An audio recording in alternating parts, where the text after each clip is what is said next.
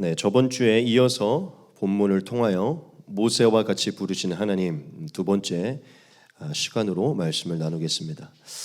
우리가 본문에서 6가지의 대지를 나누기로 했었죠. 네, 그래서 저희가 저번 주에 3가지의 대주를 나누었었고 오늘은 이제 나머지 3가지 대지를 나눌 차례입니다. 저번 주에 은혜가 있으셨나요? 네, 분명히 은혜가 있었을 거라고 믿습니다. 오늘은 또 마지막 부분 또 다른 은혜가 있을 테니까요. 귀 기울여서 마지막 부분까지 잘 마음에 새기시기를 바랍니다. 오늘 남은 3가지 대지를 나누기 이전에 저번 주에 나누었던 3가지를 한 번 더 좀 잠깐 짚고서 넘어가고 싶은데요. 그래야 또 전체적인 맥락을 저희가 다시 기억할 수 있겠죠. 일주일이 지났기 때문에.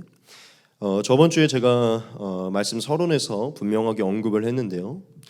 그거는 곧 우리가 본문에 나타난 모세의 사건을 철저히 우리 개개인의 사건으로 재해석할 거라시라는 것이죠. 근데 이것이 너무나 확실하게 우리에게 필요한 부분입니다. 왜냐하면 성경은 우리 개인의 사건이 되도록 결국 하나님이 기록한 것이기 때문이죠. 그래서 우리가 본문을 통해서 하나님이 모세를 부르시는 모습, 또 부르신 이유, 또 부르신 뒤에 하신 요청, 즉 모세를 부르시는 그 부르심에 관한 모든 것을 오늘날 저와 여러분과 또한 오늘날 모든 그리스도의 인들을 향한 하나님의 부르심이라는 것을 전제한 상태로 우리가 이 말씀을 이어가고 있었습니다. 저와 여러분 모두가 다 그 사실을 동의하고 있는 줄 믿습니다. 오늘도 여전히 그것을 전제한 상태로 우리는 말씀을 이어갈 것입니다. 즉 모세를 부르신 사건은요, 오늘날 모든 그리스도인들을 부르시는 하나님의 동일한 사건이라는 것이죠. 저번 시간에 우리가 모세의 입장에 우리가 서서 이 말씀을 재해석했죠. 제가 저번 주에도 강조했지만 모세의 사건을 우리로 바꾼다면 모세는 우리 자신이고요. 사실 가시떨기 앞에 나타난 건 바로 예수님입니다. 그렇죠? 우리 그렇게 볼 수 있죠.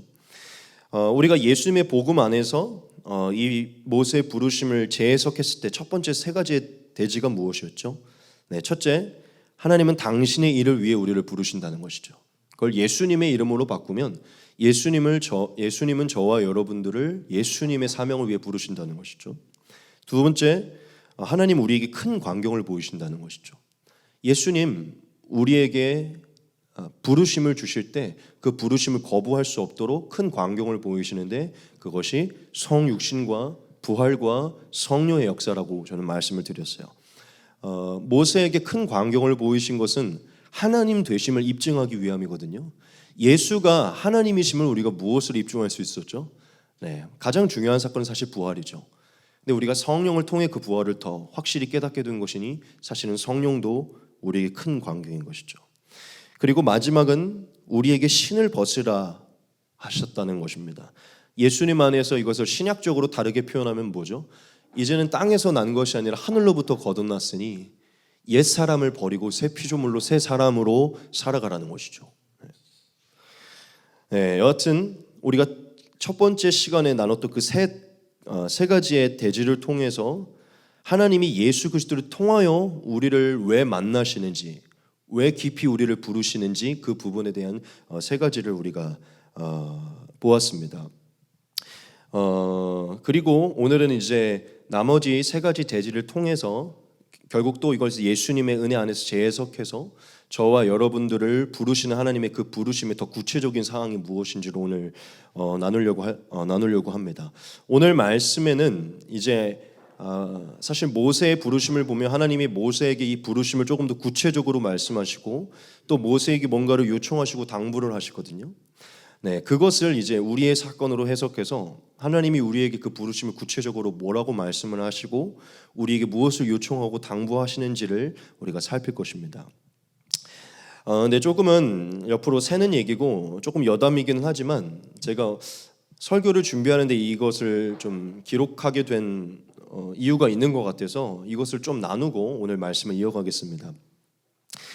여러분 우리가 성경을 읽고 설교를 듣는 이유가 사실 여러분 다 이미 너무 많이 듣고 귀 간지러운 얘기인데 그냥 하는 거예요. 마지막 시간이기도 하고 해서 성경을 읽고 설교를 듣는 이유는 단순히 마음에 감동을 얻고 감화가 되기 위해 듣는 게 아니잖아요. 그러니까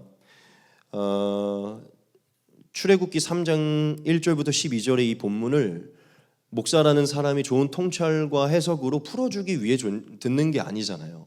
무슨 얘기냐면 좋은 통찰과 해석으로 풀어주는 건 중요한데 그 모든 설교와 그 설교에서 나오는 그 대지들이 저와 여러분들의 삶으로 이루어지기 위해 성경을 보고 설교를 듣는 거잖아요. 그렇죠?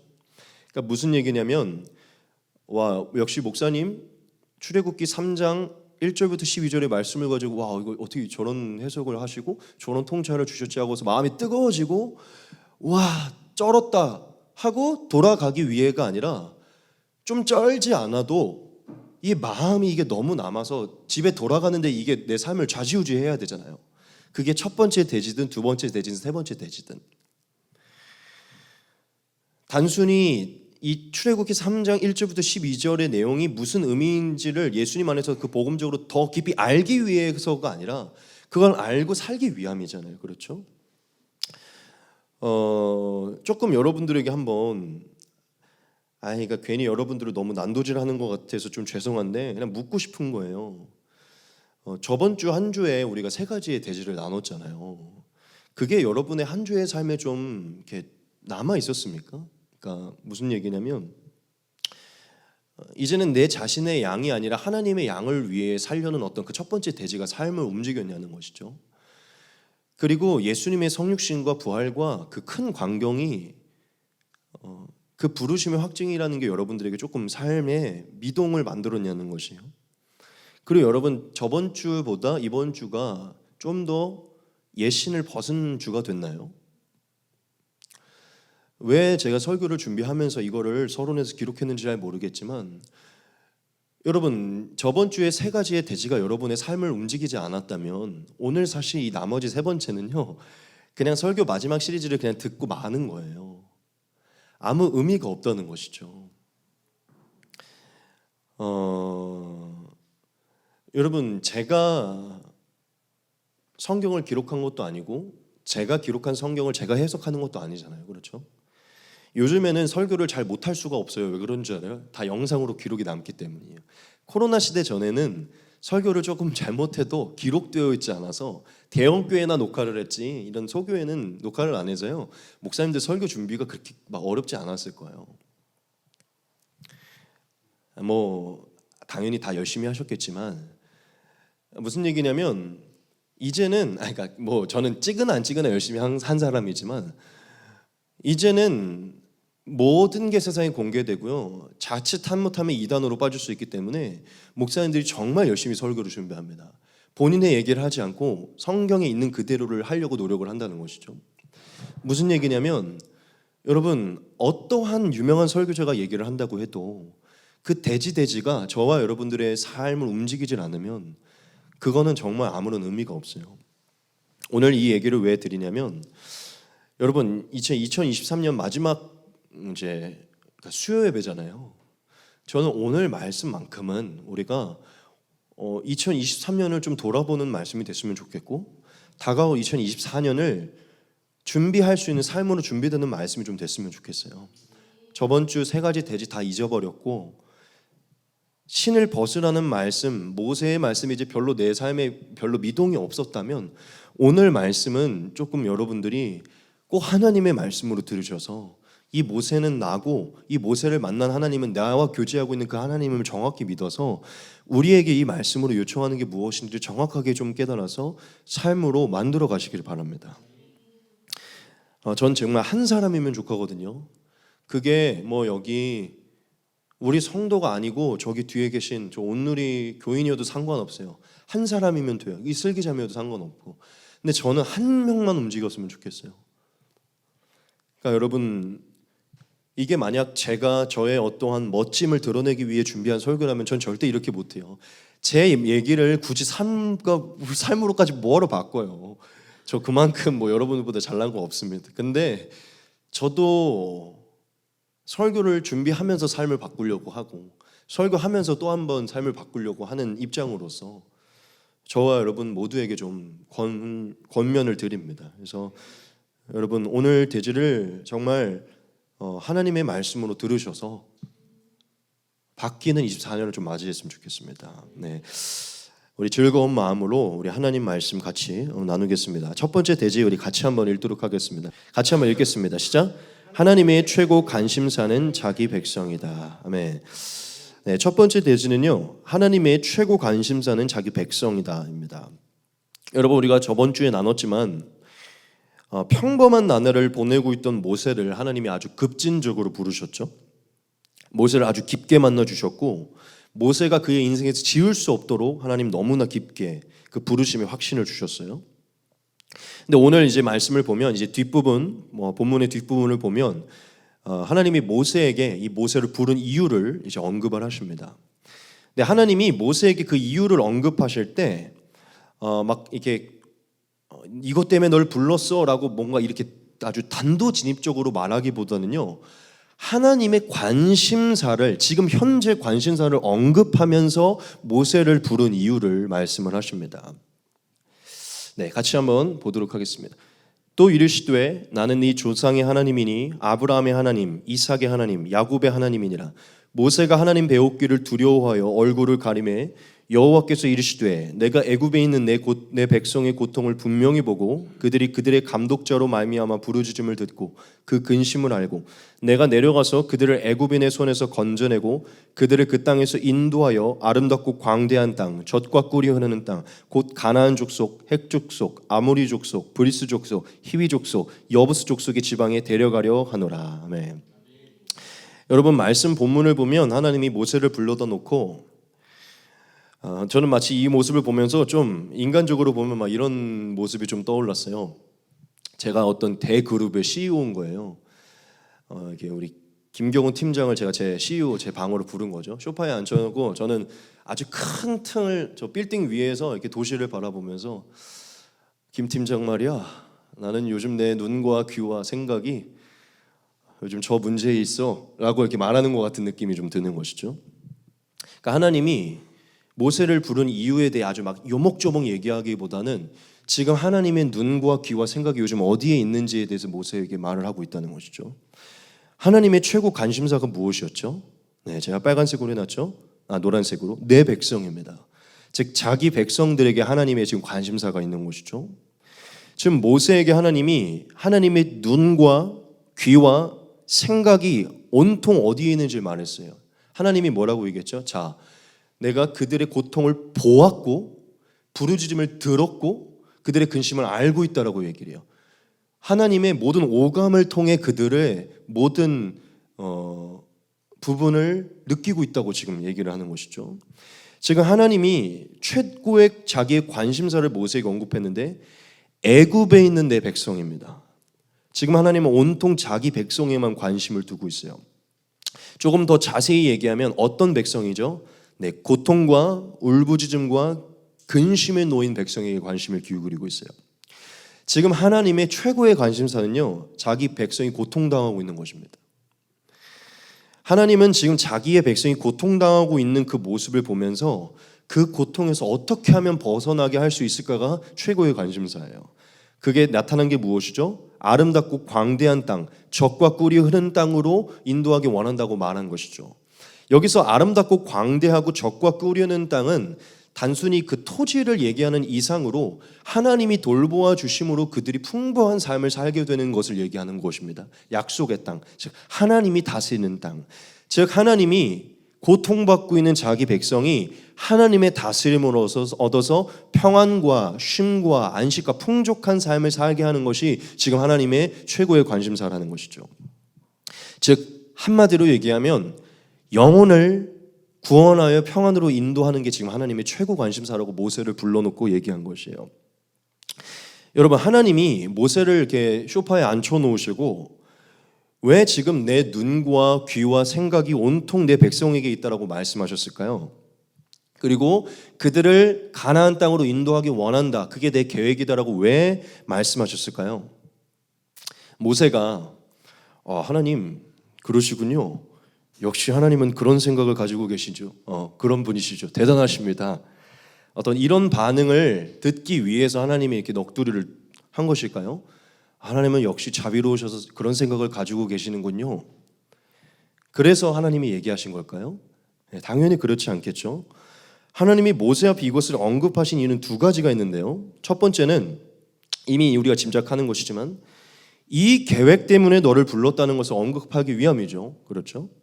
하나님이 모세에게 이렇게 얘기한 거죠. 간접적으로. 모세야, 내가 이런 계획을 가지고 있다. 이 계획 때문에 사실 지금 너를 만나고 너를 부른 것이다.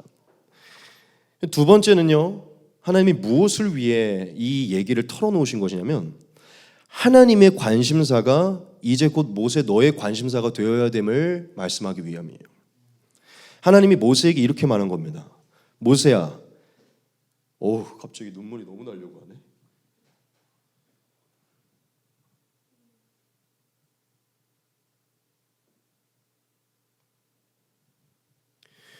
모세야, 지금 나의 관심은 온통 내 백성에게 있다. 나의 부르심을 받은 너는 나의 관심사가 이제 너의 관심사가 되어야 한다.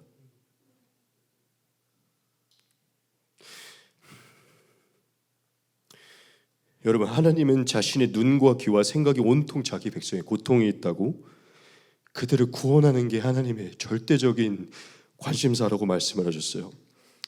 그 이유는 모세의 눈과 귀와 생각이 동일하게 그 백성에게 있어야 됨을 말씀하기 위하는 것입니다. 왜냐하면 하나님은 하나님의 일을 위해 모세를 불렀고 하나님의 일을 위해 모세는 지어졌기 때문이에요. 그렇게 부름받았기 때문입니다. 여러분, 이 사건을 통해서 저와 여러분들이 알 수 있는 게 있어요. 그게 뭔지 아십니까? 하나님은 자기의 사람을 부르실 때, 진짜 자기의 사람을 부르실 때요, 자기의 은밀한 관심사를 얘기한다는 것이요. 진짜 자기 안에 있는 걸 얘기하신다는 것이죠. 그리고 그 관심사가 자기가 부르고 자기가 택한 그 사람의 관심사가 되기를 원하세요. 그게 무엇입니까? 하나님이 너무나 사랑하신 하나님의 백성을 우리가 동일하게 바라보는 것이요. 하나님이 사랑하는 백성의 고통에 우리가 귀 기울이고 그들을 구원하는 데에 우리가 눈을 두는 것입니다. 하나님은 모세를 부르시면서 가장 먼저 그에게 본인의 관심사를 얘기하셨어요. 그리고 그것은 단순히 하나님의 관심사가 엄청 자비롭다는 걸 말씀하기 위함이 아니라 너와 이 관심사를 공유하기 원하고 너가 내 마음을 갖고 내 관심사가 네 관심사가 되기를 하나님이 요청하시는 것이죠. 여러분, 하나님이 첫 번째 대지를 통해서 오늘 2023년 마지막을 맞이하는 저와 여러분들에게 말씀하시고자 하는 게 너무나 분명합니다. 모세와 같이 저와 여러분들을 앞에 세워두시고 오늘 이 말씀으로 저와 여러분들에게 하시고자 하는 말씀이 분명해요. 오늘 첫 번째 대지로 여러분들에게 하나님의 음성을 대언하겠습니다. 얘들아, 나의 최고의 관심사는 내 백성이다. 여러분, 하나님의 최고의 관심사는 하나님의 백성이에요. 하나님의 자녀들에게 있습니다. 여러분, 그것은요 출애굽기 3장의 모세 때만이 아니라요 사실은 아담이 범죄했을 때도 마찬가지고요. 모든 순간에 하나님은 하나님의 백성에게 있었습니다. 그리고 우리가 죽고 우리의 후손의 후손이 태어나고 우리의 손자가 태어나도요 그들을 하나님 부르실 때 그들에게 동일하게 말씀할 거예요. 하나님은 지금도 하나님의 백성, 즉 여전히 세상 속에 죄와 사망에 고통당하고 있는 백성에 관심을 두고 있습니다. 여러분, 하나님은 오늘 본문을 통해서 저와 여러분들을 모세의 자리에 세워두셨어요. 그리고 모세에게 하셨던 말씀은 오늘 저와 여러분들에게 말을 하고 계십니다. 하나님 저와 여러분들에게 우리를 왜 불렀는지를 오늘 말씀하기 원하시는데요. 그 부르심의 이유 가운데 가장 먼저 언급하시는 것이 하나님의 최대 관심사예요. 즉 저와 여러분들의 관심사가 하나님의 관심사가 되기를, 그 자체가 되기를 원한다는 것이죠. 여러분, 모세와 하나님의 만남은요 신약으로 예수 그리스도와 우리의 만남의 예표입니다. 모세를 만났던 하나님, 자기 백성에게 최고의 관심사를 가지고 계셨죠. 잃어버린 백성을 구원하는 것. 그런데 그 가시떨기 나무에 나타났던 그 하나님이 육신의 몸을 입고 오셔서 예수님의 모습으로 나타나셨을 때 예수님의 모습이 어떠했죠?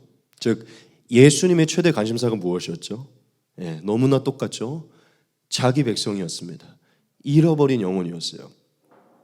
여러분, 예수님이 이 땅에 오셨을 때 예수님의 가르침과 예수님의 삶과 예수님이 직접 보이신 그 모든 모습으로요, 우리는 너무나 부인할 수 없이 예수님은 온통 자기 백성, 즉 잃어버린 영혼에게 관심이 있었다는 것을 우리가 알 수 있습니다.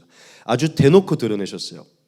우리가 오늘 몇 가지 좀 말씀으로 예수님이 얼마나 계속 영혼에게 집중을 했는지 보겠습니다. 우리가 엊그저께 공교롭게 성탄 예배 때 이 말씀을 보게 됐는데, 그러다 같이 보겠습니다. 예수님은 그 탄생 자체가 자기 백성을 위했죠. 아들을 낳으리니 이름을 예수라 하라. 이는 그가 자기 백성을 그들의 죄에서 구원할 자이심이라 하니라. 마태복음 9장입니다. 예수께서 들으시고 이르시되 건강한 자에게는 의사가 쓸데없고 병든 자에게래야 쓸데있느니라. 너희는 가서 내가 긍휼을 원하고 제사를 원하지 아니하노라 하신 뜻이 무엇인지 배우라. 나는 의인을 부르러 온 것이 아니요 죄인을 부르러 왔노라 하시니라. 또한 35절 36절입니다. 예수께서 모든 도시와 마을에 두루다니사 그들의 회당에서 가르치시며 천국 복음을 전파하시며 모든 병과 모든 약한 것을 고치시니라.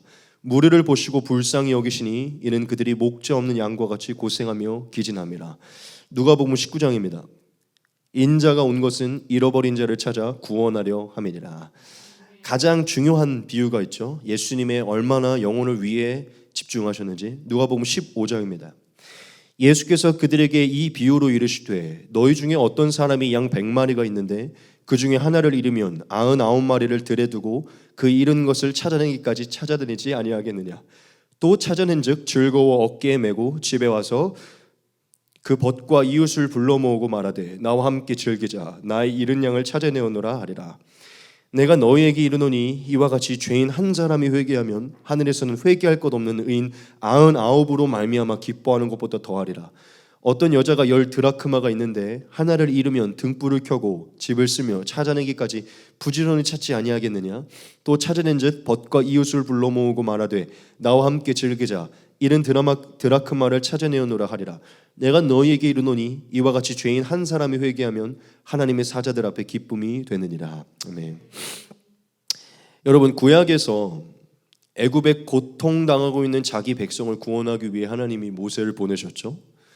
모세를 보내셨던 하나님이 오늘날 오셔서는요, 애굽과 같은 이 세상에 자기 자신이 직접 내려오셨어요. 그리고 이 애굽 안으로 들어오셨고 고통당하고 근심하고 부르짖고 있는 자기 백성을 구원하기 위해 직접 사역하셨습니다. 무슨 얘기죠? 진짜 하나님은 시종일관, 즉 예수님은 시종일관 그의 관심사가 영혼이었다는 것입니다. 여러분, 하나님이 예수님의 모습으로 저와 여러분들에게 찾아오셨어요. 사실 저와 여러분들이 지금 예수님을 만난 거는 호렙산에서 가시떨기 나무에서 모세가 하나님을 만난 것보다 훨씬 더 깊습니다. 저는 이거는 몇 천억 분의 1도 안 된다고 생각해요. 모세는 눈앞에서 만난 것이고요. 지금 예수는 우리 안에 계세요. 우리랑 한 몸이 됐다고요. 우리의 영과 예수의 영이 하나가 됐다고요. 우리는 지금 죽어도 예수님과 함께 있는 거예요. 지금 이 땅에서부터 그분의 성령으로 우리는 영생을 이미 누리고 있잖아요. 우리의 부르심은 모세의 몇억 배 이상에 달하는 부르심이에요. 근데 여러분, 부르심의 효과는 우리가 훨씬 더 큰데요, 그 목적은 똑같습니다. 예수님이 저와 여러분들을 부르셔서 저와 여러분 안에 들어오셔서 성령의 음성으로, 타지 않는 성령의 음성으로 우리 안에서 말씀하시는 그 부르심, 그 성령의 음성이 뭔 줄 알아요? 내 관심사가 영혼에 있다. 여러분, 그래서 정말 성령으로 거듭나서 예수님과 연합된 정말 거듭난 자는요, 삶에서 뭐가 달라지는 줄 압니까? 진짜 영혼이 보이기 시작합니다. 진짜 고통당하는 영혼이 보이기 시작해요. 정말 그들에게 전도하고 싶은 마음이 일어납니다. 정말 죽어가는 자들에게 기도하고 싶은 마음이 일어나고 그들을 중보하는 마음이 일어나게 돼요. 길거리에서 전도하고 싶고 만나는 족족 전도하고 싶어요. 이가 아직 예수님을 영접하지 못했다는 게 인생의 최고의 고통이 됩니다. 여러분, 예수님이 저와 여러분들을 깊게 만나셔서 저와 여러분들을 성령 안에서 음성을 더하시는 거는요, 가장 첫째 우리를 구원하셔서 우리와 함께하기 위함이죠. 그런데 그 이후에 그 은혜를 거저주게 하기 위함입니다. 우리가 거저받은 그 은혜를 누군가에게 거저주게 하기 위해 남은 삶을 살게 하기 위함이에요. 여러분, 예수님이 저와 여러분들을 부르신 이유는요, 예수님의 관심사를 우리에게 주시기 위함인데 영혼입니다. 잃어버린 영혼이요, 죄와 사망에 놓인 영혼입니다. 할렐루야. 여러분, 구약의 모든 것은 예수님 안에서 재해석돼야 돼요. 애굽이 무엇입니까? 세상이에요. 그들의 고통과 그들의 울부짖음과 그들의 근심은요, 오늘날 지금 우리 옆에 있는 이 정육지원 사장님, 오늘 정육지원 사장님과 놀라운 어떤 그 만남이 하나 있어서 또 교회 안에서 막 이렇게 얘기를 하게 되는데, 여기 정육지원 사장님, 여기 건물 주인, 여기 누구 주변에 있는 아직 예수님이 영접하지 못한 모든 사람들이 애굽에 있는 죽어가는 영혼들입니다. 여러분, 지금 이 모든 사람들은 다 밝고 돈을 열심히 벌고 있는 것 같지만 마음에 문드러짐과 공허함과 회의감에 시달리고 있고 죽음에 두려워하고 있어요. 아내와 아이들과 부러울 것이 사는 것 같지만 늘 공허함과 회의감에 시달리고 있습니다. 즉 무엇이죠? 이 애굽은요, 애굽 안에 있는 모든 그 이스라엘, 고통받는 이스라엘 백성은요, 오늘날로 말하면 우리 주변에 있는 모든 영혼들이라는 것이죠. 죽음에 두려워하고 영생과 천국을 모르고 늘 불안해하는 자들. 저와 여러분들이, 저는 지금 전도하라는 것을 여러분 포커스를 둔 것이 아니라요, 그 관심사가 우리의 최대 관심사가 돼야 된다는 것이요. 하나님, 우리와 그것을 커넥을 시킨다는 거예요. 성령이 우리에게 오는 것은요, 단순히 이론적으로 배우게 하기 위함이 아니라 그 이론을 우리 안에 집어넣어 우리 자체가 되게 하기 위해 성령이 오는 것이에요. 여러분, 오늘 아침에 기사 보셨나요? 저는 좀 뒤늦게 봤는데 모르시는 분 충격일 텐데 배우 이성균이 오늘 죽었어요. 갑자기 눈물이 나려고 하는데 자살을 했어요. 제가 오늘 마음이 너무 이상한 거예요, 그걸 보고서. 왜냐면 또 그분이 제가 크리스찬인 걸, 그러니까 교회에 다녔던 사람인 걸 또 아니까 제가 그걸 보면서 오늘 말씀이 더 생각이 났어요. 믿는 사람도 극심한 고통이면 자살을 할 수도 있겠지만, 제가 말하고자 하는 것은 이성균과 같은 상황에 놓인 사람이 적을 수는 있겠지만 그것은 정도의 차이예요. 누구는 가시 하나 찔린 것 때문에 자살할 수도 있어요. 무슨 얘기냐면, 여러분, 지금도 우리가 주변을 보지 못해서 지옥이라고 말하긴 그렇지만 그 자살 때문에 지옥이라고 말하는 것이 아닙니다. 사탄에 이끌려 지옥으로 끌려가는 사람들이 지금 너무나 많아요. 하나님의 관심사는 지금 거기에 있는데, 우리 안에 성령이 있다면, 우리 안에 예수님이 있다면 우리의 관심사도 거기에 쏠려 있어야 되는 줄 믿습니다. 여러분들은 나무라고 싶지 않습니다. 하지만 우리가 2023년을 한번 돌아보기를 원하고 다가올 2024년을 또 우리가 점검하기를 원해요. 우리 자신 하나에만, 우리 자신의 삶 안락 하나에만 우리의 눈과 귀와 생각을 두었다면요, 우리가 조금 바꿔야 됩니다.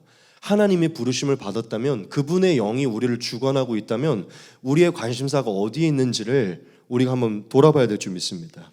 여러분, 하나님의 최고의 관심사는 자기 백성에게 있습니다. 저와 여러분들이 하나님의 최고의 관심사에 연합하는 자들이 되셔야 돼요. 저와 여러분, 이제 하나님의 최고의 관심사가 우리의 관심사가 되기를 소원합니다. 오늘 첫 번째 대지로 하나님 저와 여러분들이 그것을 말씀하고 있습니다. 두 번째입니다. 같이 한번 읽겠습니다. 시작. 하나님의 부르심에 순종하라. 두 번째 대지는요, 하나님의 부르심에 순종하라입니다. 하나님이 자신에게 자신의 관심사를 말씀하시고 자신의 계획을 말씀하시고 즉시로 이렇게 말씀하셨어요. 이제 가라. 이스라엘 자손의 부르짖음이 내게 달하고 애굽 사람이 그들을 괴롭히는 확대도 내가 보았으니 이제 내가 너를 바로에게 보내어 너에게 내 백성 이스라엘 자손을 애굽에서 인도하여 내게 하리라. 아멘. 하나님이 모세에게 곧바로 뭐라고 말하셨죠? 가라라고 말씀하셨어요. 여러분, 여기서 가라는 것이 무엇을 의미하는 것 같습니까? 엄청난 것을 의미하는 거거든요. 지금 갑자기 양 잘 치고 집에 돌아가려고 하는 얘를 바로에게 가라고 얘기를 한 것이에요. 한 번도 생각하지도 못했던, 바로에게만 갈 뿐입니까? 지금 한 120만 명 되는 이스라엘 백성들을 끌고 가나안으로 보내는 그 일로 가라고 얘기를 하시는 거예요. 조금 다르게 표현할게요. 이스라엘 전체를 출애굽시키는 지도자의 길로 가라는 거예요. 조금 더 다르게 표현할게요. 그 일을 위해 지금 십보라와 이드로의 집으로 돌아가지 말고 삶을 완전히 전향하라는 것이에요. 여러분, 지금 원래 모세는요, 이제 양 다쳐서 집 돌아갈 때가 돼서요, 십보라 품으로 돌아가야 돼요. 잠자리 하러 가야죠. 따뜻한 아내의 품으로. 이드로한테 양 다 맡기고 자야죠. 근데 지금 하나님은요 10불어의 품, 따뜻한 이드로의 양떼 우리가 아니라요 하나님이 새롭게 정해준 그 길로 가라고 말씀하세요. 즉 삶 자체를 자기가 생각하지 못하고 하나님이 정해준 곳으로 삶을 가라고 말씀하신다는 것이죠. 왜죠? 네, 하나님이 그 일을 위해 모세를 택했고 그것 때문에 부르심을 받았기 때문이죠. 여러분, 모세는 지금 이것이요 생각도 못했던 일이고요 상상도 못했던 일이에요. 엄청난 일들이 펼쳐질 길로 지금 하나님이 이제 그냥 가라라고 그렇게 말씀하신 거예요. 지금 모세에게 엄청난 첫발이 내디뎌지도록 즉 순종이 요구되는 명령이 떨어진 것이죠. 여러분, 제가 이것을 보면서 이것은 너무나 사실 다른 부분에도 기드온을 만날 때든 드보라를 만날 때든 온니엘을 만날 때 늘 나타나는 것이지만 또 한 번 여기서 우리가 강조하면서 볼 수 있는 것은요, 하나님은 진짜 자기의 사람을 부르실 때 무엇을 요구한다는 것인데 그건 곧 믿음의 순종이라는 것입니다. 하나님은 자기의 사람을 부르실 때 언제나 믿음의 순종을 요구하신다는 것이죠. 여러분, 지금 하나님이 모세에게 자신의 계획을 말씀하시고 그 계획을 이루는 길로 들어갈 것을 요청하셨죠. 담대하게 들어갈 것을 요청하셨어요. 근데 여기서 중요한 게 뭐냐면 그 요청한 길로 나아갈 때 하나님이 원하셨던 부분인데 그게 무엇이냐면 모세가 이 일이 하나님의 일이어서 그 길로 나아가기를 원한 것이 아니라 이제는 하나님이 명하신 것이 모세 자신의 일이 돼서 그 길로 나아가기를 하나님이 원하셨어요. 즉 무슨 얘기냐면 이제는 바로에게 가는 일이 하나님이 시켜서 가는 일이 아니라 자기의 일이 돼서 바로의 길로 가기를 원하셨고, 이스라엘을 구원하는 일이 모세는 별 마음 없는데 시켜서 하는 게 아니라 모세가 해야 되는 사명감으로 자기의 일이 돼서 그 일을 하기를 원했다는 것이죠. 즉 무슨 얘기냐면 그게 자신의 일로 받아들여지고 설득이 돼서 그 설득이 된 상태로 순종하기를 원하셨다는 것이죠. 여기서 가라는 것은 바로 그러한 의미입니다. 여러분, 하나님은 오늘 말씀에서 모세의 의견을 묻지 않았어요. 모세가 설득되기를 원했고 저는 이후의 사건들을 통해 모세가 설득됐다고 저는 믿습니다. 여기서 하나님은 모세에게 의견을 묻지 않고 가라라고 말씀해야 돼. 이것은요 순종의 개념이에요. 즉 하나님이 순종할 것을 명령한 것이죠. 여러분, 우리가 두 번째 대지로 오늘날 모든 크리스찬들, 즉 모세와 같이 부르시는 크리스찬들에게 하나님이 말씀하시는 그 음성을 들어야 됩니다. 오늘 두 번째 대지로 하나님이 저와 여러분들에게 말씀하시고자 하는 것은 너무나 분명한데요, 그것은 곧 저와 여러분들이 하나님이 부르심에 적극적으로 순종하기를 너무나 원하신다는 것이에요. 저와 여러분들을 모세의 입장에 세워놓고 하나님은 우리에게 이제 가라라고 말씀을 하시는 것이죠. 그런데 그것은 아까 제가 말했듯 하기 싫은데 해야 되니까 억지로 사명으로 우리가 끌려가듯 순종하는 것이 아니라 그 일이 우리의 성령의 감화감동으로 우리의 것이 되고 설득이 되고 그 영혼을 향한 눈과 생각이 나의 것이 돼서 우리가 그 길로 적극적으로 기쁨으로 가는 순종을 얘기하는 것이죠. 여러분, 모세와 하나님의 관계는 예수님과 저와의 관계임을 저는 계속해서 강조했죠. 여러분, 예수님이 저와 여러분들을 부르셨는데 그 부르심이 동일한 영혼을 위한 것임을 제가 말씀을 드렸죠. 예수님이 저와 여러분들에게 순종을 요구하실까요? 요구하시지 않으실까요? 당연히 요구하시겠죠. 여러분, 예수님께서 저와 여러분들을 부르실 때 예수님이 늘 하시는 말씀이 있죠. 나를 따르라입니다. 여러분, 나를 따르라는 것은요 절대적으로 순종의 의미가 이미 내포되어 있는 것이에요. 여러분, 나를 따르라는 것은요 단순히 예수님 뒤를 이렇게 쫄래쫄래 따르는 것이 아니라 예수님이 명하신 모든 일에 온전히 순종하는 자들이 되기를 말씀하시는 것이죠. 예수님이 주인이 되고 나는 그 뒤를 따르는 종임을 그냥 나를 따르라 안에서 이미 내포되어 있는 것이에요. 무슨 얘기냐면 예수님은 우리에게 나를 따르라라고 요청하시고 제자의 길로 우리를 콜링하셨을 때부터 우리에게 이미 순종을 요구하셨다는 것이죠. 예수님이 너 따라올래 따라오지 않을래라고 묻지 않았죠. 따라오라라고 말씀하셨죠. 이것은 저와 여러분들이 순종을 해야 되는 개념인 것입니다. 즉 무엇을 제가 여러분들에게 말씀하고자 하는 것이냐면 이제 가라는 말은요 예수님이 나를 따르라고 하신 말씀과 다르지 않다는 것이에요. 예수님이 나를 따르라고 했을 때요 나를 따르라는 것은 예수님의 모든 관심사에 이미 맞춰서 따르라는 것이었기 때문에 주님, 내가 주님을 주님으로 모시고 따르겠습니다라고 우리가 하고 제자로 우리가 성찬을 하고 신앙 고백을 한다는 것은요, 예수님이 최대 관심사를 갖고 있는 것을 내 최대 관심사로 가지고 주님의 종으로 따르겠습니다라고 얘기한 것이죠.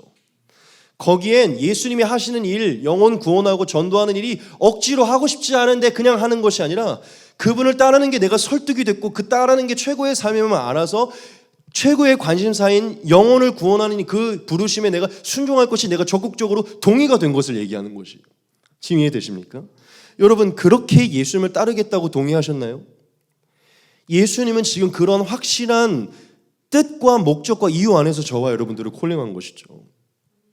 무슨 얘기입니까? 무엇을 강조하기 원하는 것이냐면, 저와 여러분, 예수님이 여러분들을 제자로 삼기 원했다는 것을 여러분이 알고 계신다면, 지금 하나님이, 즉 예수님이 영혼을 구원하는 그 일에 우리가 함께 동참하자는 그 일에 여러분들이 순종해야 한다는 것이에요. 그 부르심이 이미 주어졌다는 것입니다. 단순히 영혼과 아무 상관없이 예수님을 따르는 제자로 혼자서 하는 것을 의미하는 게 아니에요. 예수님의 모든 관심사, 예수님이 하셨던 모든 일이 내 삶이 되는 것입니다. 여러분, 하나님은 모세에게 새로운 길을 정해 주셨잖아요. 그렇죠? 완전히 새로운 길을 정해 주셨어요. 그것같이 오늘날 예수님도요, 저와 여러분들을 예수님을 알지 못할 때 저와 여러분을 부르셔서요, 예수님 안으로 다시 여러분을 초대할 때요, 모세에게 새로운 방향을 제시해 주듯이 예수님도 저와 여러분들에게 새로운 방향을 제시해 줘요. 제가 몇 가지 좀 얘기를 한번 해볼게요. 여러분, 예수님이 어떠한 새로운 길을 제시해 주셨죠? 일단 좀 근원적인 것부터 얘기해 봅시다. 우리에게 더 이상 죄인의 길이 아니라 의인의 길로 가도록 제시를 해주셨죠. 더 이상 죽음을 두려워하지 않고 죽음 앞에서도 영생의 소망 때문에 즐거워하는 길을 제시해 주셨죠. 이제는 예수님이 주인이 되어 내가 주인 되는 삶을 살도록 제정해 주셨죠. 그리고 또 어떤 길을 제시해 주셨죠? 옛날에는 하나님께 기도도 안 하고 기도의 재미도 모르고 기도하면 받지도 못하겠는데 이제는 하나님의 자녀로 기도하는 족족 받는 은혜의 길을 주셨죠. 저와 여러분들에게 성령의 지각도 없고 지혜도 없고 맨날 멍청하고 우매하게 살았는데 성령이 들어오고부터 뭔가 성경도 깨달아지고 진리가 서적도 읽게 되고 막 옛날과는 다르게 막 유창하게 말도 하게 되고 언변도 좋아지고 막 그런 성령의 권능을 체험하는 막 일들도 할 수 있게 하셨죠.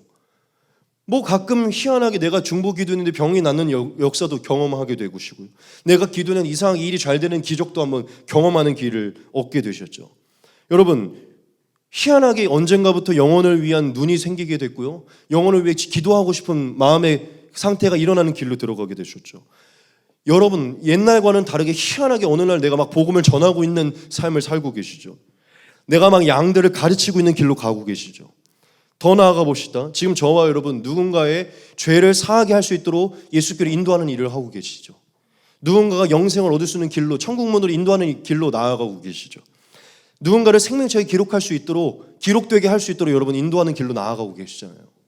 무슨 얘기죠? 예수님을 알기 전과는 지금 우리는 완전히 다른 길로 가고 있다는 거예요. 우연처럼 됐나요? 아니, 모세에게 하나님이 새로운 길을 정해준 것처럼 사실 예수님이 지금 우리를 성령 안에서 그렇게 제시해주고 계신 것이죠. 보잘것없는 저와 여러분들이 지금 사람에게 영향력을 끼치고 있잖아요. 사람을 낳고 계시잖아요. 영혼들이 영원히 살 수 있는 그 길을 여러분의 입술로 만들고 계시잖아요. 여러분, 하나님의 사람이라는 칭호를 얻고 계시죠. 하나님의 백성, 하나님의 소유, 왕같은 제사장들이다. 예전에 얻을 수 있는 칭호들이었나요? 저는요, 진짜 그런 깜냥은 아니지만 그냥 목사라는 것 때문에 가끔 이렇게 존경받고 목사라는 것 때문에 이렇게 막 할머니, 할아버지 되는 분들이 저 앞에서 막 이렇게 숙이거든요. 제가 뭔데 그런 취급을 받을 수 있는 것이죠? 저에게는 그런 게 없는데 예수님이 그 길을 제시해 주신 것뿐이에요. 무슨 얘기입니까?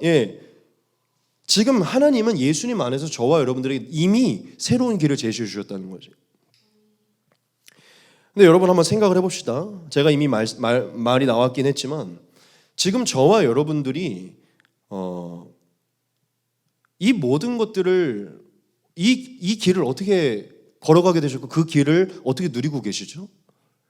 예수님이 저와 여러분들에게 가르쳐 주시고 주권적으로 인도하고 있기 때문이에요. 저와 여러분들이 선택한 게 아니라 사실 성령께서 그걸 주권적으로 인도하고 있기 때문이에요. 모세가 하나님의 영에 이끌려 주권적으로 인도되고 있듯이 저와 여러분들이 지금 주권적으로 거기로 인도되고 있다는 것이에요. 믿으십니까? 하나님이 저와 여러분들에게 허락하신 이 영광스러운 말씀들을 좀 같이 보겠습니다. 오직 성령이 너희에게 임하시면 너희가 권능을 받고 예루살렘과 온 유대와 사마리아 땅끝까지 이르러 내 증인이 되리라 하시니라. 아멘. 지금 저와 여러분들에게 권능이 있대요. 우리가 예수의 증인이 되었다는 것이죠. 누가복음 9장입니다. 예수께서 12제자를 불러 모으사 모든 귀신을 제어하며 병을 고치는 능력과 권위를 주시고 하나님의 나라를 전파하며 앓는 자를 고치게 하려고 내보내시며 이르시되 여행을 위하여 아무것도 가지지 말라. 지팡이나 배낭이나 양식이나 돈이나 두벌옷을 가지지 말며 어느 집에 들어가든지 거기서 머물다가 거기서 떠나라. 누구든지 너희를 영접하지 아니하거든 그 성에서 떠날 때에 너희 발에서 먼지를 떨어버려 그들에게 증거를 삼으라 하시니 제자들이 나가 각 마을에 두루다니며 곳곳에 복음을 전하며 병을 고치더라. 아멘. 마태복음 10장입니다. 12사도의 이름은 이로하니 베드로라 하는 시몬을 비롯하여 그의 형제 안드레와 세베대의 아들 야고보와 그의 형제 요한, 빌립과 바돌로메, 도마와 세리마테, 알페오 아들 야고보와 다데오, 가나나인 시몬 및 가룟 유다 곧 예수를 판 자라.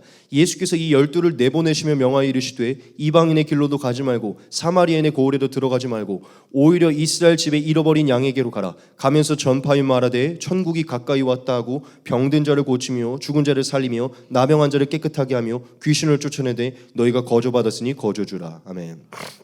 제가 왜 12제자가 파송받는 말씀을 왜 끌고 왔는지 아십니까? 저와 여러분들도 하나님의 제자이기 때문이고 저와 여러분들도 하나님이 이 12제자처럼 세상에 보냈다는 것이에요.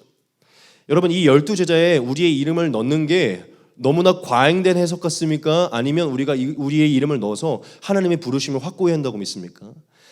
당연히 성경에 기록된 12사도처럼 우리가 엄청난 권능을 행할 수 없을 거라고 저는 없을 거라고 저는 생각을 해요. 우린 그만한 믿음도 없고. 하지만 저는 이 12제자의 이름 속에 반드시 우리의 이름이 들어가야 된다고 믿습니다.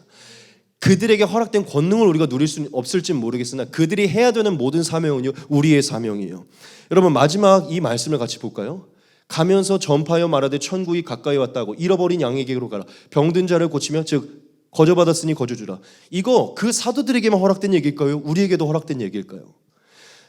정확하게 오늘날 모든 크리스천들을 제자라는, 예수의 제자라는 모든 자들에게 있는 사명이에요. 모든 부르심입니다. 제가 여러분들에게 하고 싶은 말이 무엇이냐면요, 바로 이것이에요. 여러분, 지금 이 12제자들은 어부였고 세리였고 그냥 비천한 갈릴리 지역에 굉장히 비천한 무명한 자들이었어요. 무슨 얘기냐? 이드로의 양떼를 치고 있는 모세처럼 결국 평범한 삶을 살고 있는 평범한 길을 가고 있던 자들이었다는 것이죠. 이들이 예수를 만나서 제자라는 칭호를 얻게 되면서부터요, 이들은요 완전히 다른 길로 나아가게 돼요. 그들의 인생 자체가 잃어버린 양에게 천국을 전파하며 그들을 고치고 세상을 치유하는 삶으로 나아가게 됐다는 것이죠. 여러분, 이것이 그들에게 속한 것입니까? 아니면 우리에게 동일하게 속한 것입니까? 그럼 제가 한번 이렇게 다르게 얘기해 볼게요. 이게 좀 부담스러우세요, 혹시? 제가 지금 이 말씀을 띄워서 이 안에 이 부르심이 우리의 것이라는 게 혹시 부담스러우십니까? 이 말씀들은 좀 빼고 다른 말씀들을 내 것으로 섬기고 싶으세요? 사도들이 행하는 이 정말 이 세상 속에 예수 그리스도로 담대하게 살아가는, 또한 그 부르심이 있는 이 말씀은, 이거는 조금 더 12사도에게만 속한 것 같고 다른 말씀은 우리에게 속한 것 같아요. 만약 그렇게 해석하는 분이 있다면 여러분은 성경에 기록된 모든 게 12사도의 말씀만 돼야 돼요. 성경에 기록된 건 그 당시의 제자들을 위해 기록된 거예요. 그렇다면 여러분, 성경에 기록된 모든 제자를 향한, 여러분, 구하고 찾고 두드리라 그러면 주시라는 말씀은 다 동의가 되시죠. 근데 왜 이건 동의가 안 될까요? 그것도 제자들에게 하신 말씀인데. 여러분, 우리 크리스찬 너무 야비해요. 너무 야비해. 이래서 크리스찬들이 야생성이 사라지고 권능이 사라지는 거예요. 너무 쪼잔해지고 너무 비겁해지고 있어요. 12사도에게 허락된 모든 것은요, 12제자에게 허락된 모든 것은요, 오늘날 사도라 칭함받고 싶고, 여러분, 사도는요 엄청난 것을 얘기하는 게, 사도는 보냄받은 자를 얘기해요. 지금 우리는 하늘에서 나서 하늘에서 예수님께 땅으로 보냄받은 자들이거든요. 우리가 그래서 사도예요. 당연히 12사도와는 다른 개념의 사도인 것이죠. 지금 우리를 사도라고 얘기해요. 신학교에서는요 우리를 사도라고 얘기를 해요. 다른 개념의 사도죠. 하나님이 보내신 자들, 각 교회로, 각 지교회로, 각 지역으로, 여러분 각자의 교회로, 가정으로, 각자의 지역으로, 공동체로, 직장으로 보내줄 사도예요. 믿으십니까? 여러분들을 통해 잃어버린 양이 천국이 전파되고 여러분 업으로 살다가 죽은 자를 살리는 자가 된 거예요. 모세에게 하셨던 요청이 바로 그것이고 오늘날 크리스천들에게 하시는 요청이 바로 이것이에요. 예수님 우리에게 더 놀라운 일도 하죠. 이거 제가 너무 좋아하는 말씀인데 막 너무 광신도적인 걸 싫어하는 사람들은 이 말씀을 싫어하는데 여러분 이건 광신도적이 아니라 예수님이 하신 말씀이에요. 내가 진실로 전실로 너희에게 이르노니 나를 믿는 자는 내가 하는 일을 그도 할 것이요 또한 그보다 큰 일도 하리니 이는 내가 아버지께로 감이라. 너희가 내 이름으로 무엇을 구하든지 내가 행하리니 이는 아버지로 하여금 아들로 말미암아 영광을 받으시게 하려 함이라. 내 이름으로 무엇이든지 내게 구하면 내가 행하리라. 아멘. 예수님이 우리에게 내가 너에게 내 이름의 권세를 주리라. 내가 네게 성령의 권능을 주리라. 너가 기도하면 내 이름으로 응답돼 놀라운 역사를 주리라. 서강아 내가 이제 곧 아버지 앞에 갈 것인데 너가 내 영과 내 이름을 갖고 있으니 너가 내가 했던 그 일을 그대로 할 것이고 내가 했던 일보다 더 큰 일도 할 수 있을 것이다. 예수님이 저에게 하신 말씀이에요. 여러분들에게 사도로 제자로 남겨진 저와 여러분들에게 무슨 얘기냐면 예수님을 만났다면 예수님을 따르는 제자들이라면 저와 여러분들에게는 이제 가라 라는 말씀이 다 주어졌다는 것이죠. 12사도를 예수님께서 그 12사도를 권능을 주셔서 세상으로 보내셨다는 거예요. 이제 가라라는 말이에요. 믿으십니까? 저와 여러분들을 너무 아름답게 새 피조물로 권능의 사람을 예수님의 이름의 권세를 누린 자들로 새롭게 부르셔서 세우셔서요 세상으로 다시 보내신다는 거예요. 여러분들을 통해 하나님의 관심사인 백성들을 살리려고. 할렐루야. 여러분 모세에게 하나님이 새로운 길을 제시해 주셨을 때요 우리랑 너무나 똑같이 당황스러워했어요. 가고 싶지도 않아 하고 이게 말이 돼? 근데 여러분 너무 재밌는 사건이 무엇입니까? 모세가 그것을 믿고 결국 삶을 틀었을 때요 그게 되라고 했던 게 그의 삶이 됐어요. 여러분 12제자에게 하나님이 즉 예수님이 내가 너희에게 성령의 권능을 주리라. 네 손으로 귀신이 쫓아질 것이다. 네 손으로 병이 나을 것이다. 네가 지금 나가서 복음을 전파하면 3,500명이 돌아올 것이다. 너가 기도하면 산이 옮겨질 것이다. 얘기했을 때 12제자가 믿었을까요? 우리랑 똑같이 반응했겠죠. 근데 진짜 웃긴 게 뭔지 압니까? 그들이 믿고 따랐을 때요 그게 진짜 삶이 됐어요. 모세도 12제자도 상상하지 못하고 생각하지 못했어요. 근데 믿고 틀어 애굽으로 나갔을 때 뭐 권능을 주셨다니까 나가서 한번 전파해보자 했을 때 신기하게 성경에 보면 70인이 돌아와 막 기뻐하며 돌아왔다 그래요. 마치 오늘날 우리와 같아요. 마치 제가 신이 형제 내가 안수를 한번 해줄 테니까 나가서 지금 전도하고 좀 와봐봐. 근데 뭐 되겠어 했는데 그래도 목사님 시키니까 해보자고 지금 나갔는데 신기하게 막 일들이 일어난 거예요. 그래서 기뻐갖고 돌아온 거예요. 성경에 보면 70인이 보냄받았던 70인이 너무 기뻐서 돌아왔다고 얘기해요. 그러면서 이래요. 주님 진짜 우리가 명하니까 귀신이 나갔어요. 이렇게 얘기해요. 우리랑 똑같잖아요.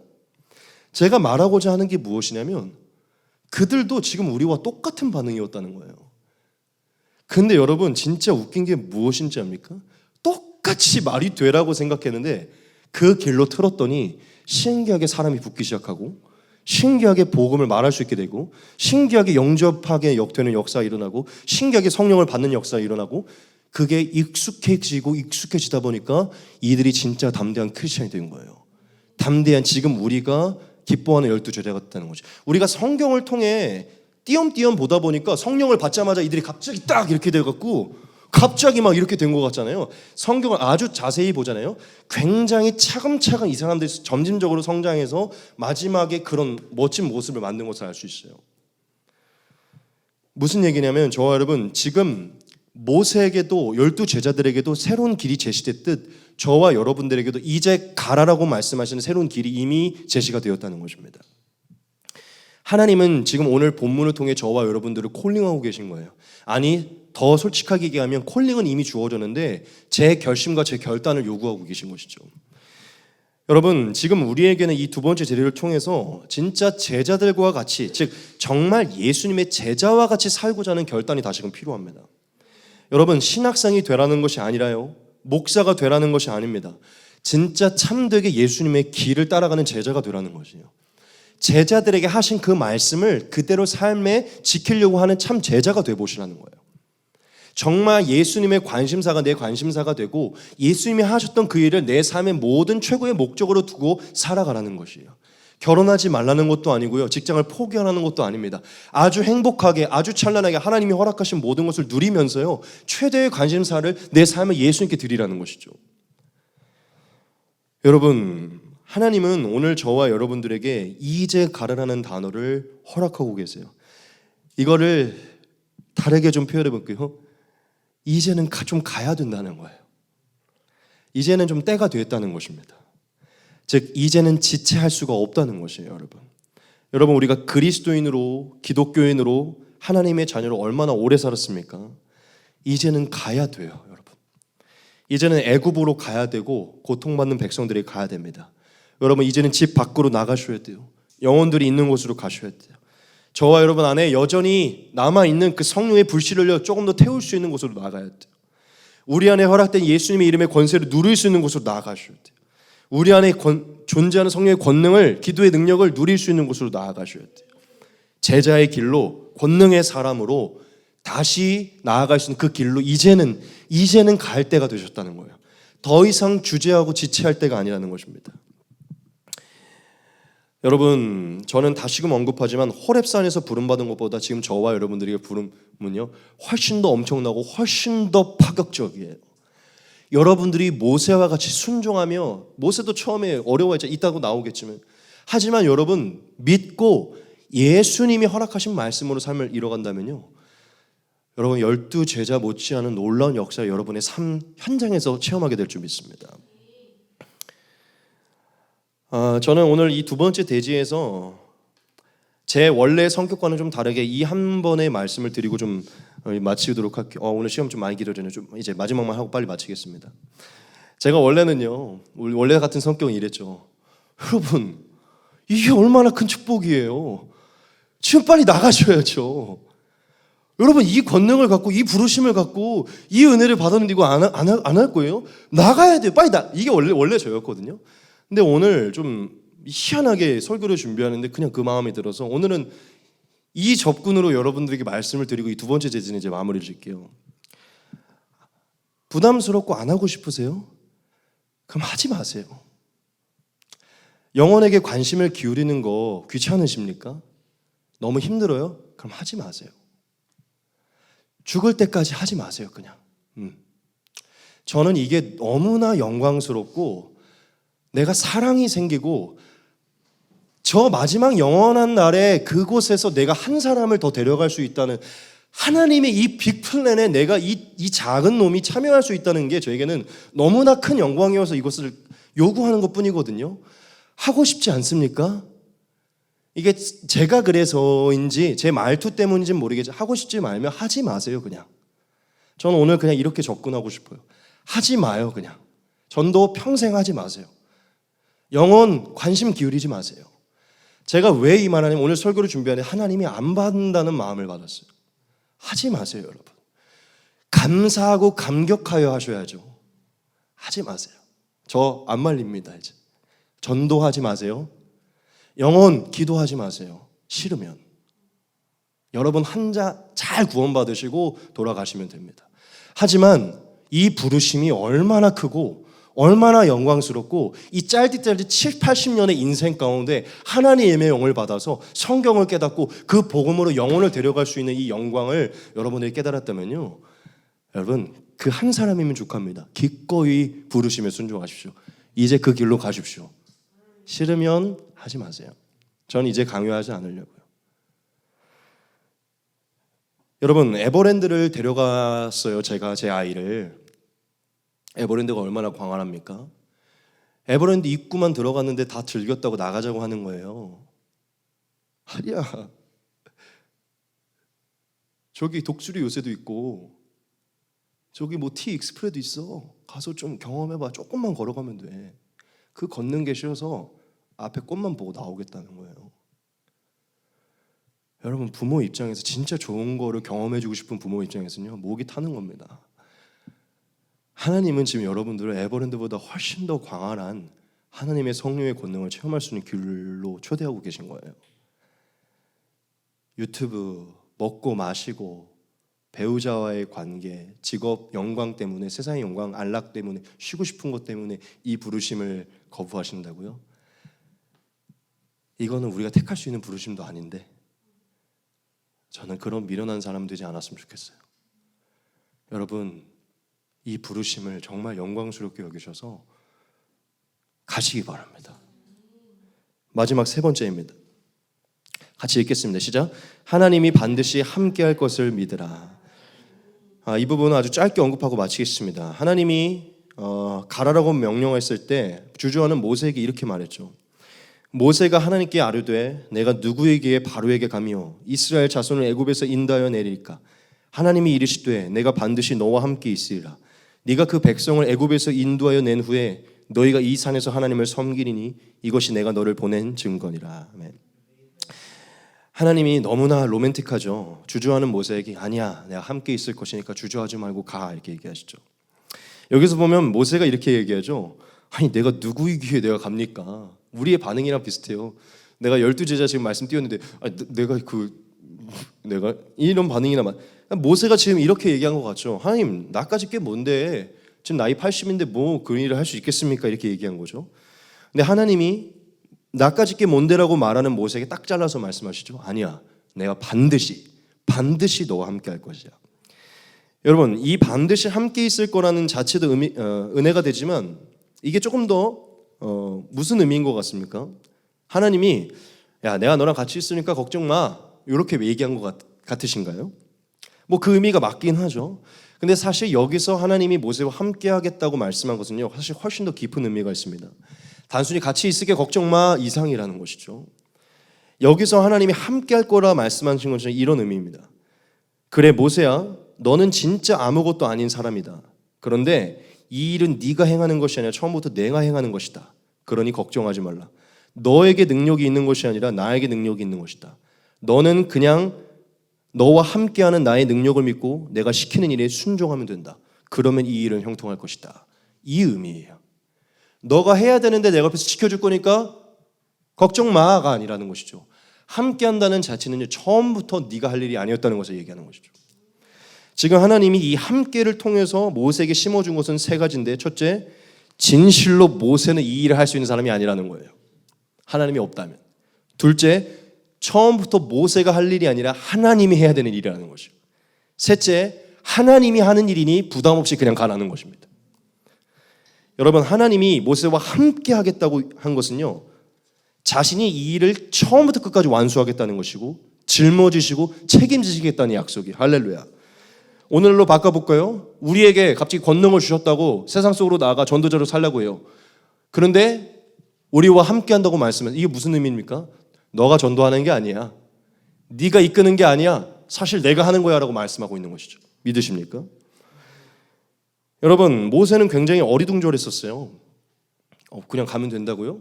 하나님 함께 하는 거 그냥 믿고 가면 돼요? 그래도 어리둥절하긴 했지만 결과적으로는 모세가 나아갔죠. 애굽으로 나아갔고요, 바로에게 나아갔어요. 근데 신기하게요, 진짜 일이 형통하게 진행됩니다. 놀라워요. 그냥 갔는데 일이 진행된다고요. 여러분, 나중에 모세는요, 진짜 하나님이 함께 하시고 자기가 하는 게 아님을 이제 알게 되고부터는요, 이 부르심부터 이제 하나님을 경험하면서부터 나중에 어떤 고백까지 하는 줄 압니까? 이거 고백해 볼까요? 모세가 백성에게 이르되 너희는 두려워하지 말고 가만히 서서 여호와께서 오늘 너희를 위하여 행하시는 구원을 보라. 너희가 오늘 본 애굽 사람을 영원히 다시 보지 아니하리라. 여호와께서 너희를 위하여 싸우시리니 너희는 가만히 있을지니라. 아멘. 하나님이 오늘 출애굽기 3장 12절에서 말씀하신 함께는요, 진짜 홍해를 건너는 직전까지도 계속해서 이어지고 있습니다. 이제 모세는 알았어요. 10가지 재앙 이후에 와, 이거 내가 하는 거 아니구나. 홍해 내가 하는 거 아니구나. 하나님이 하는구나. 할렐루야. 철저하게 하나님께 하겠다는 약속을 믿고 나아가니까요, 점점 더 놀라운 역사를 경험하게 됩니다. 여러분, 이제 마칠 것입니다. 오늘날 하나님, 즉 오늘날 예수님으로 우리에게 찾아오셔서 저와 여러분들에게 뭘 약속하시죠? 여전히 똑같이 세상으로 나아갈 우리에게 함께하겠다고 약속합니다. 저번 주에 이미 띄운 말씀이지만 다시 한번 볼게요. 예수께서 나와 말씀을 이르시되 하늘과 땅의 모든 권세를 내게 주셨으니 그러므로 너희는 가서 모든 민족을 제자로 삼아 아버지와 아들과 성령의 이름으로 세례를 베풀고 내가 너희에게 분부한 모든 것을 가르쳐 지키게 하라. 볼지어다 내가 세상 끝날까지 너희와 항상 함께 있으리라 하시니라. 아멘. 여러분, 우리가 이 모습을 보면, 오늘 이 마지막 장면을 보면요, 모세의 모습을 볼 수 있어요. 모세와 하나님의 장면이 오버랩된다는 것이죠. 이제는 내 양떼에게 가서 그들을 제자 삼고 그들을 구원하라라고 모세에게 말하면서 내가 너와 함께 할 것이라고 말씀하셨죠.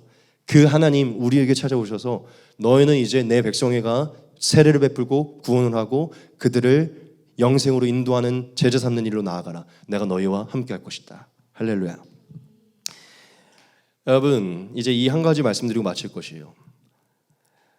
여러분, 복음 전하는 거 우리가 하는 일입니까? 아니죠. 우리 안에 계신 성령께서 하시는 일이에요. 여러분, 사람을 만나는 일 우리가 하는 일입니까? 아니요. 성령께서 하시는 일이에요. 사람의 마음을 여는 일 우리가 하는 일입니까? 아니요. 하나님이 하시는 일이에요. 여러분, 우리가 조금 더 근원적으로 가봅시다. 우리 죄사함 받은 거 우리가 한 일입니까? 아니요. 하나님이 하신 일이죠. 우리 영생에 이르게 된 거 우리가 한 일입니까? 하나님이 하신 일이죠. 우리의 죄가 씻겨지고 조금 더 의로워진 거 우리가 한 일입니까? 아니요. 하나님이 하신 일이에요. 여러분, 이 한 포인트만 말씀드리고 오늘 말씀 마칠 건데, 우리는 사실 우리의 이 신앙의 시작부터도 우리가 한 것은 아무것도 없어요. 그리고 우리의 신앙의 지극히 작은 것도 사실 우리가 할 수가 없어요. 그럼 여러분들에게 한번 생각을 좀 바꿔볼게요. 우리의 신앙이 어차피 시작부터 내가 한 게 없어요. 그리고 내 신앙의 지극히 사소한 것도 내가 할 수 있는 게 없어요. 그럼 생각을 좀 바꿔서 부담스러울 만치 큰 일도 결과적으로 내가 한 일이 아니니, 작은 일도 어차피 하나님이 하셨으니 큰 일도 하나님이 할 걸 왜 못 믿습니까? 지금 이해되세요? 어차피 시작이 하나님이면 이후에 진행될 일도 하나님이 하실 일이면 왜 못 믿냐는 것이죠. 내 구원 자체도 내가 한 일이 아니고 하나님이 한 일이라면, 내가 이후에 행할 엄청난 전도자의 삶의 영광도 하나님이 하실 거 왜 우리가 못 믿냐는 것이죠. 지금 제 논리가 이해가 되시나요? 여러분, 어차피 다 하나님이 하셨던 일이에요. 두려워하고 떨 필요 없다는 것입니다. 여러분들이 하나님이 함께 하심을 믿고 그냥 나가시면요, 처음부터 하나님이 하셨던 일이기 때문에 여러분들의 믿음을 통해 하나님이 일하실 줄 믿습니다. 여러분이 어차피 작은 일도 내가 할 수 없었다면요, 엄청나게 큰 일도 내가 할 수 없는 것이죠.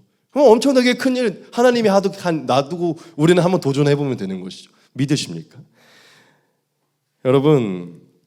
여러분들을 통해서, 여러분과 함께 하시는 성령 하나님의 은혜를 통해서요, 사람들의 마음의 홍해가 갈라지는 역사가 일어날 줄 믿습니다.